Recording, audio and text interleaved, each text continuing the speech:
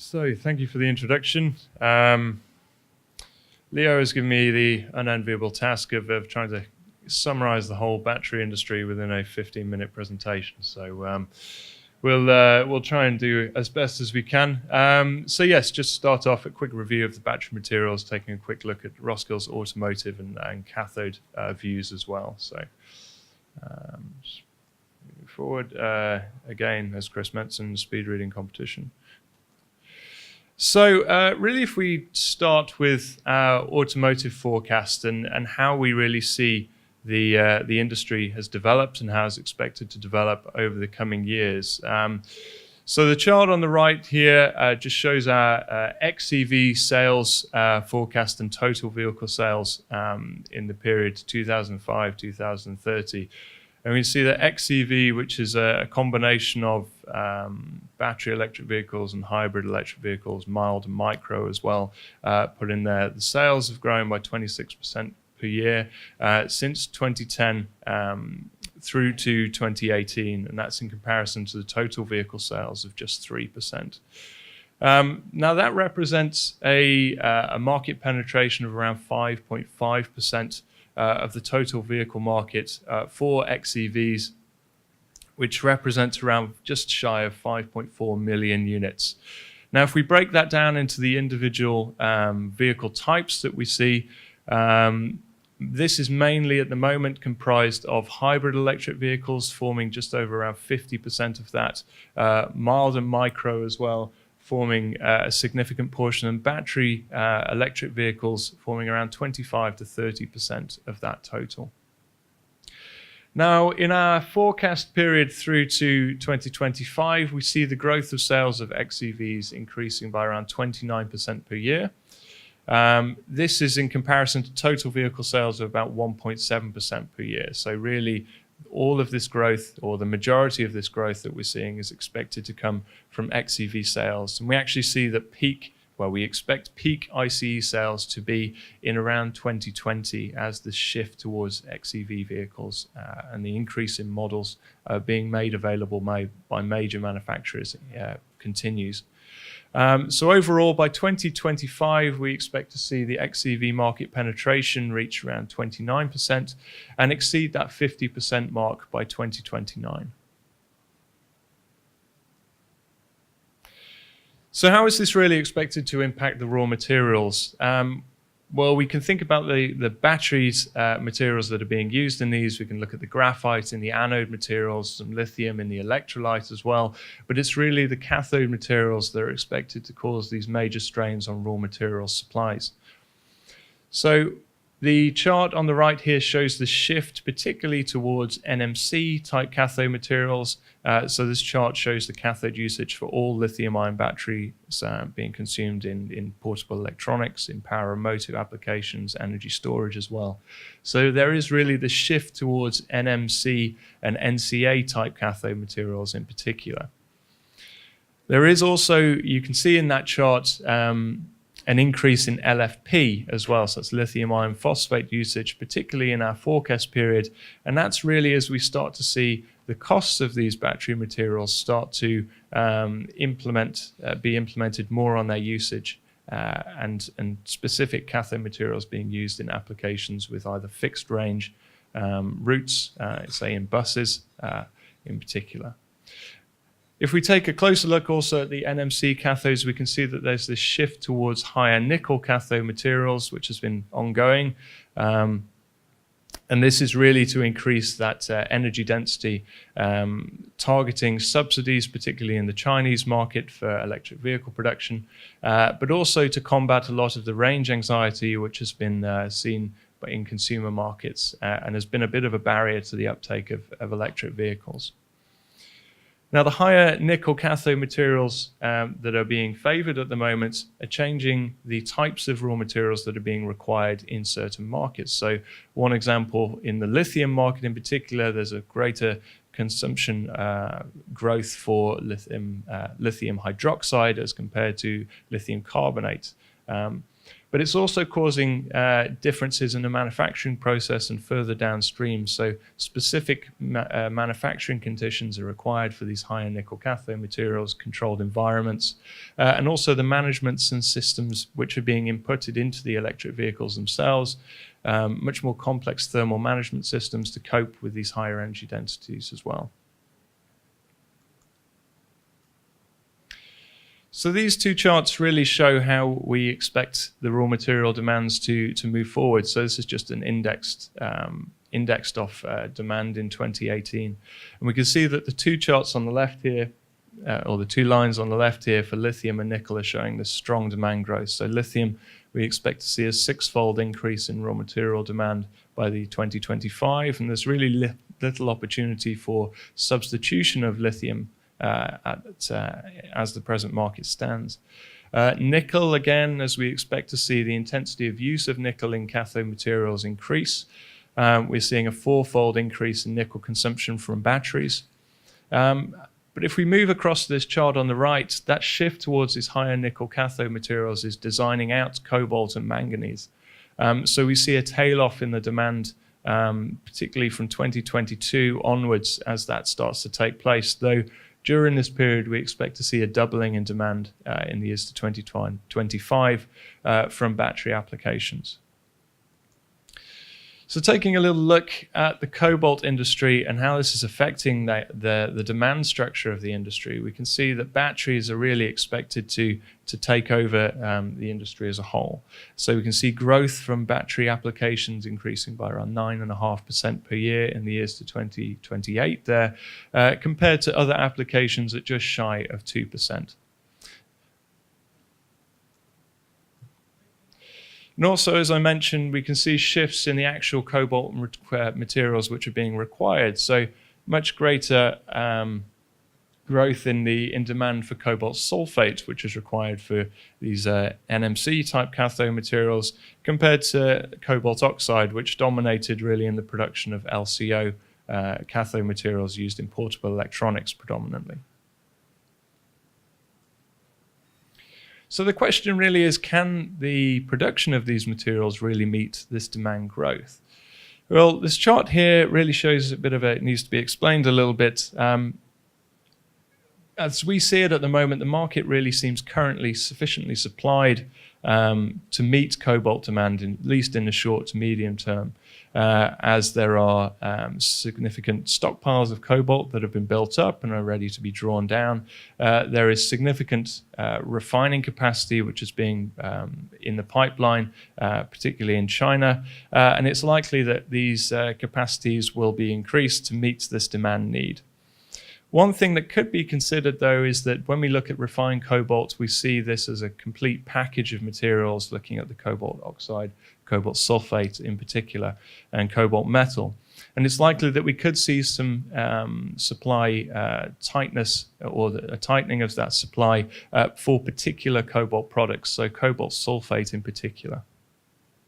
But longer term, we should see new investment in metal and chemical capacity, likely to take up a lot of that strain, particularly from 2025 onwards. So that was looking really at the refined supply. Now, if we can take a look at the mine supply for cobalt, it paints a similar picture. There is currently sufficient supply particularly from the DRC for cobalt mine production. There was a large reaction in cobalt production in 2018 with higher prices, which has increased production significantly. There's also been a strong reaction from exploration companies or expansions at existing companies because of that the higher prices that we experienced last year. And there are a number of projects which are in the pipeline, which are expected to be available if demand starts to really outstrip that supply. If we take a look now really at nickel, which is a market which often gets left out of the battery conversation, we can see that the shift towards higher nickel cathode materials is expected to really create an exponential growth in nickel demand, or nickel sulfate demand in particular, from battery applications. So the chart on the bottom left here shows that consumption of nickel in battery applications, or nickel sulfate in those battery applications, and other chemical applications too. Now, if we take a look at nickel really as a whole industry, we can see obviously that nickel is strongly influenced by the stainless steel and other steel application industries. And it's those industries that have been historically creating a lot of the growth for nickel materials. But if we take a look at the grey band there in the middle, we can see that batteries is going to become one of the highest growth end uses for nickel over the coming years. And this is expected to really change the supply of different nickel materials within the industry. So overall, we can see that in 2018, the nickel sulfate demand was around 150,000 tons of nickel, and we expect this by 2028 to increase to just around 883,000 tons.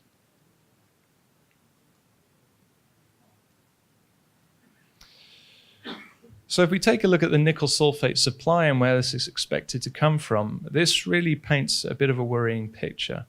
If we take a look at the chart on the left, we can see that overall, in terms of total materials being supplied, there is sufficient supply available to meet that demand from batteries. But when you consider that it's a specific types of nickel materials, particularly class 1 and intermediate products, nickel matte, MSP, MHP, which are required for the production of these nickel compounds.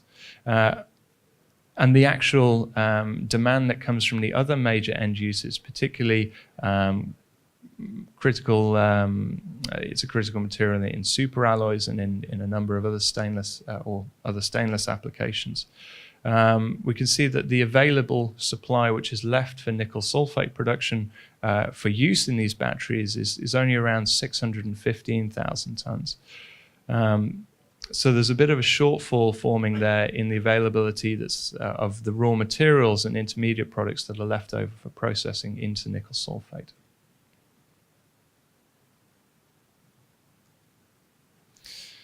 Just moving a bit of a different subject really, and talking a bit more downstream in the battery industry and where the investment has really gone in battery production so far.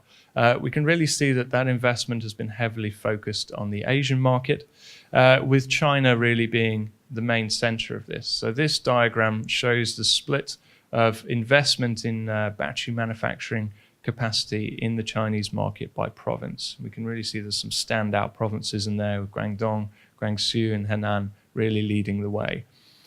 Now we see that the total capacity in China in 2018 was around 250 gigawatt hours of battery capacity production, and that the investment for that was around $20.7 billion US dollars. That was using an averaged cost per gigawatt hour of around 83 million US. Now, if we compare that to the European market, we can see that this really paints a very different picture and much smaller volumes being invested. So in the European market, we can see that there's only 1.62 billion US dollars invested for around 11 gigawatt hours of capacity in 2018. And the UK really took up the majority of this with Nissan's plant in Sunderland. Now, this was equivalent to around 4% of the Chinese total in the same year. So it really paints that picture of this Chinese dominance. With that being said, there is the incentives to invest heavily in the European battery capacity, and with investment in the pipeline at the moment to increase European capacity to just shy of 115 gigawatt hours of capacity by 2025. But if we can see by the companies that we've listed on the right here where that investment is coming from, we can see that there's a very strong Asian influence on this investment. So major companies, SK Innovation, Samsung, LG Chem, all investing heavily in European battery manufacturing capacity. And it's really only Northvolt that is sat there as the non-Asian affiliated company investing heavily.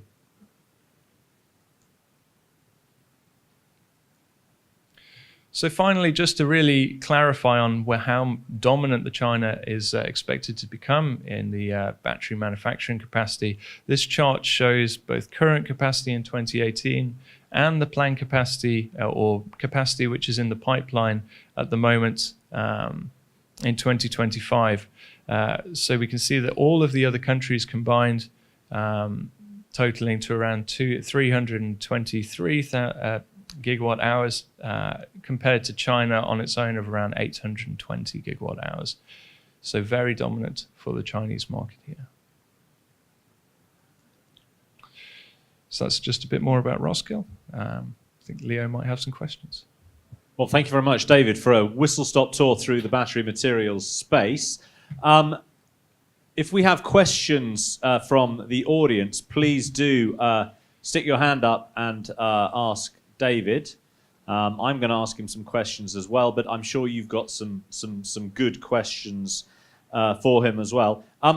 Interesting there, you had a slide up about cobalt and the move towards 811. Just to clarify that, though, as we move towards less cobalt in the battery, what does that mean for the overall volume of cobalt being used in NCA batteries? In NCA or NMC? Yeah. So overall in the content, I mean, the chart there showed that consumption for the cobalt in batteries, and particularly in the lithium-ion batteries, is still expected to double over the coming years. So still expected to be strong growth there. Now, it's a bit of it's a difficult situation really to put your finger on, because we do expect the cathode materials which are being required to really break down into different subsections. So for applications where range or maximizing range is not necessarily so important, so as I mentioned, for fixed range journeys like buses, public transport, there are other cathode options out there like LFP, which have cost benefits on that with the cobalt and the manganese removed out of that. With the shift to higher nickel NMC, the cobalt content obviously goes down, particularly on a kilowatt by kilowatt hour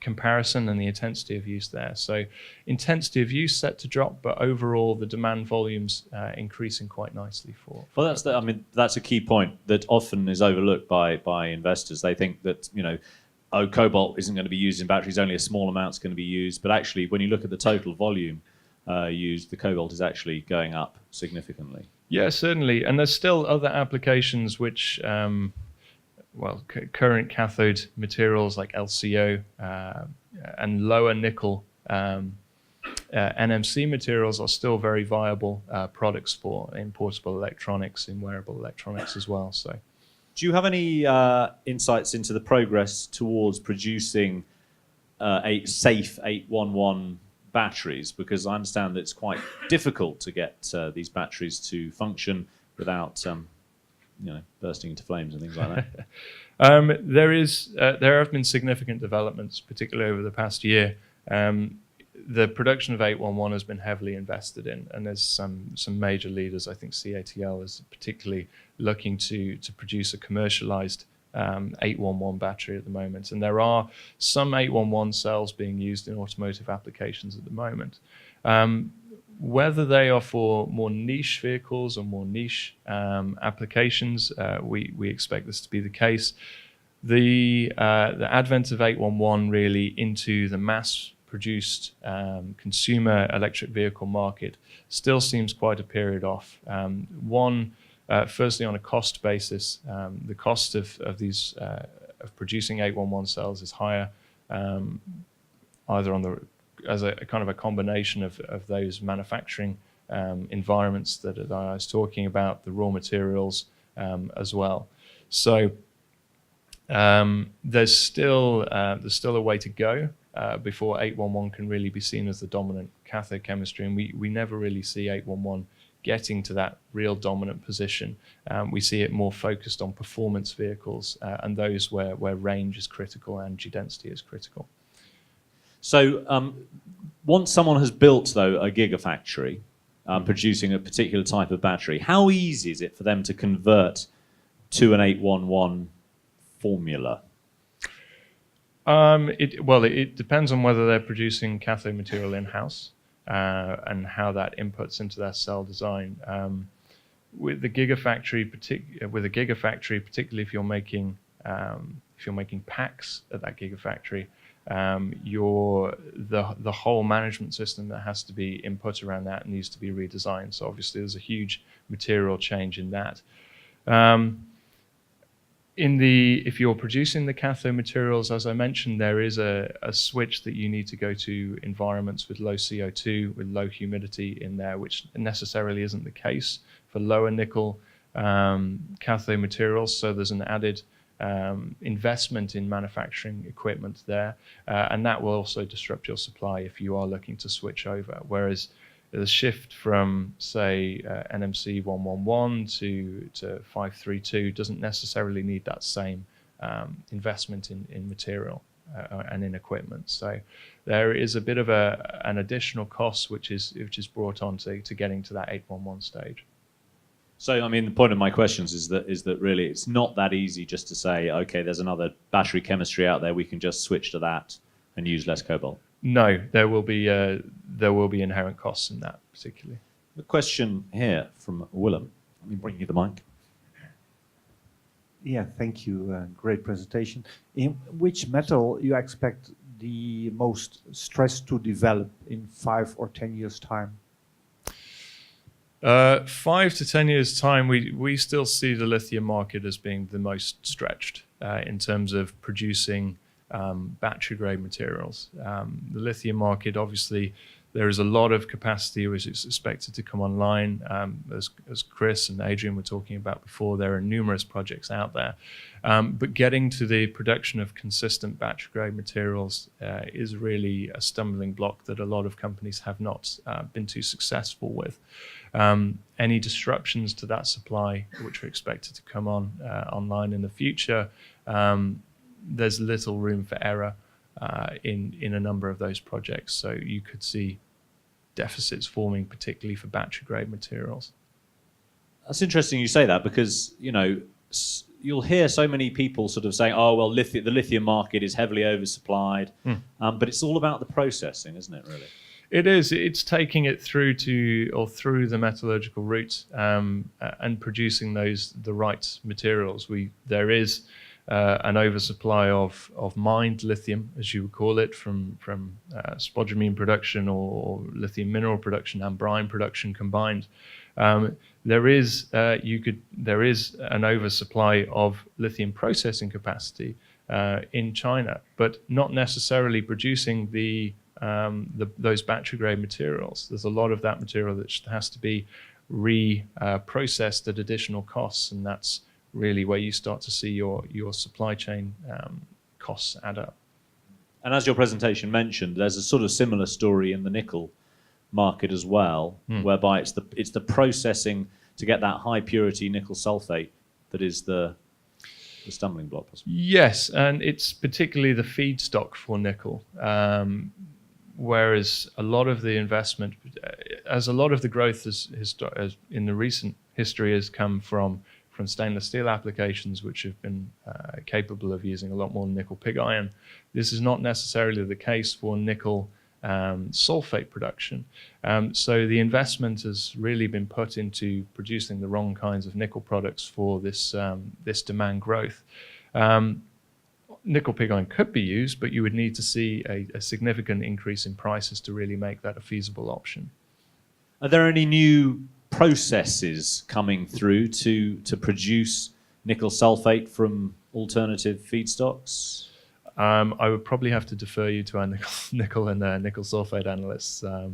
That I'm not too sure on. Willem's nodding. Did you also look into copper? Copper is another very interesting industry. We've put together a copper demand side report, particularly focused on electric vehicles and the intensity of use for copper, not only in the vehicle itself, but in all of the charging infrastructure that's required is huge. So copper is a very vital metal for the electrification of our vehicles. To give you specific numbers again, I might have to defer you to our copper analyst, but certainly a very interesting. But it's a lot. It's a lot of material, yes. And is there? I mean, people often talk about there's a lack of copper mines, new copper mines coming online. Do you see that as being something to slow down the growth of the electric vehicle market? I think it all essentially comes down to a cost basis. As you know, if copper prices were to go up, it encapsulates another number of projects and resources which were previously uneconomic become economic. There has been this kind of a fallback in investment in developing copper projects in recent history, which now I think we're starting to see kind of come into fruition. So any price reaction there could spur some more copper exploration. I think that would be required, and you would likely see that price reaction with a much more stability at higher prices as well. But without giving specific numbers, you can't see a situation where e-vehicles would be rolled out, but there wouldn't be a price spike or a shortage in copper. Shortage and price spike. Well, due to the need for all this infrastructure to be rolled out, and there's maybe there would have to be huge demands for copper, largely from the charging infrastructure. Just taking the UK as an example, residential homes are not set up for high load or fast charging, anything like that. There needs to be rewiring of local grids to support that. Again, all requiring significant amounts of copper.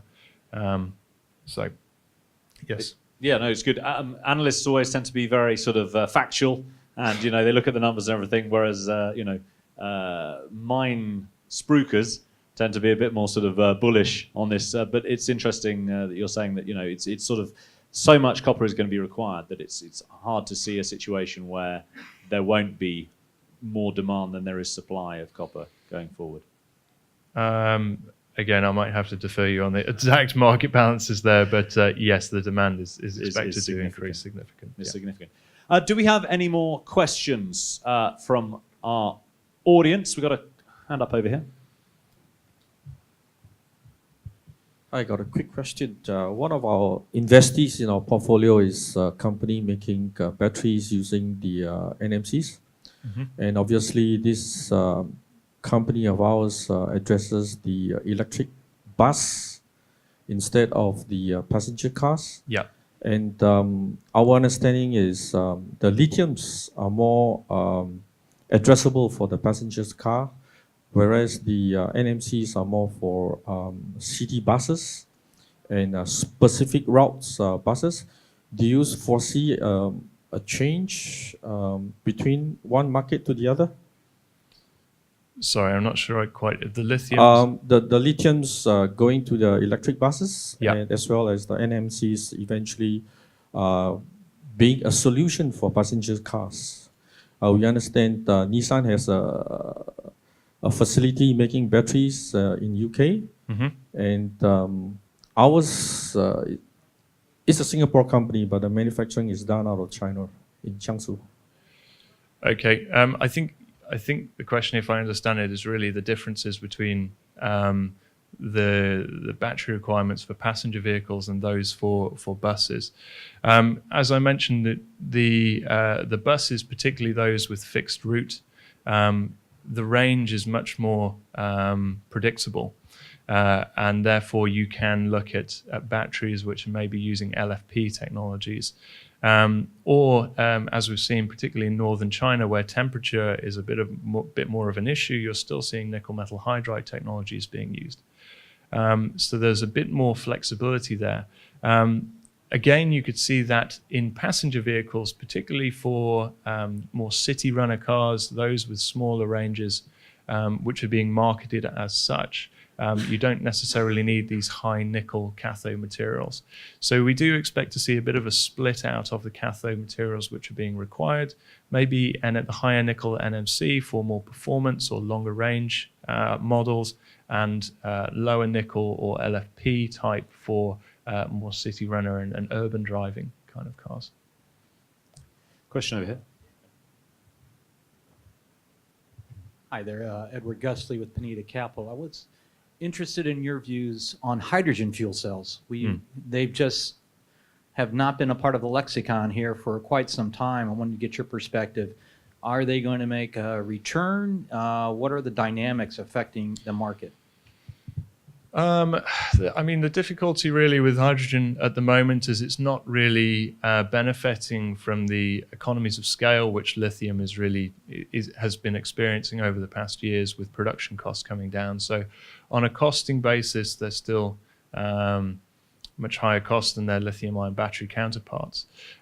We see a place for fuel cell vehicles moving forwards, particularly in applications where very long ranges are being required and fast refueling is a necessity. So potentially in haulage to replace maybe diesel engines in particular. We don't necessarily see hydrogen becoming mass market for passenger vehicles, but there are spaces in the market where hydrogen fuel cells are become cost effective. Would shipping be one of those? Shipping could be one of those, particularly applications where there is a fixed start and finish point, where you can build in the necessary infrastructure and centralize it. That is another issue with hydrogen, is building a network of refueling points for passenger vehicles. But for ports, for major transport terminals, that could be a much more attractive option. But I guess it wouldn't be attractive to have a whole lithium-ion battery refueling, a charging network, and also have a hydrogen refueling network alongside it. Yes, I mean the cost when you start to talk about having a hydrogen fuel storage facilities on every street corner is, it starts to get very unfeasible. Any final questions from the audience? Just one final one from me. People often talk about new battery technologies coming through, lithium solid state batteries or lithium metal batteries. What impact would they have in the longer term on demand for lithium materials? As you mentioned, they all contain lithium. Again, it might cause some changes in the lithium, the types of lithium compounds that are being required. So particularly for any that are using lithium metal anodes, you're going to require largely a lithium chloride feed. There's also limited lithium metal production capacity, centralized in a small number of companies as well. So that would likely form quite a bottleneck in the industry. It could actually shift the balance back from mineral plants more towards brine as well, because of the initial chemistries that you're working with. So that was one point which could arise. But there is significant investment, particularly by Western companies, in identifying solid state batteries as really the next step on from lithium ion. So obviously we've seen Tesla and Maxwell looking to form an agreement there. Volkswagen are having a similar arrangements in Europe. So yes, very important steps, and likely to change the industry probably longer term as the cost of those materials starts to enter the mass market and really be available to the consumers, to passenger vehicles in particular. But it's really costing at the moment, which is the major factor which would be holding them back as an initial entry. And what sort of timelines are we talking about? So for a solid state lithium battery, depends who you listen to. Depends who you listen to. Battery manufacturers may say 3 to 4 years. I expect it would be probably double that, at least. 20. Maybe. Fantastic. Anyway, it sounds like there's a good, strong future for lithium batteries, whether they're lithium-ion batteries or solid state or even lithium metal batteries. And overall, this is a very interesting sector still to be looking at. So thank you very much, David, for an excellent presentation and some good questions.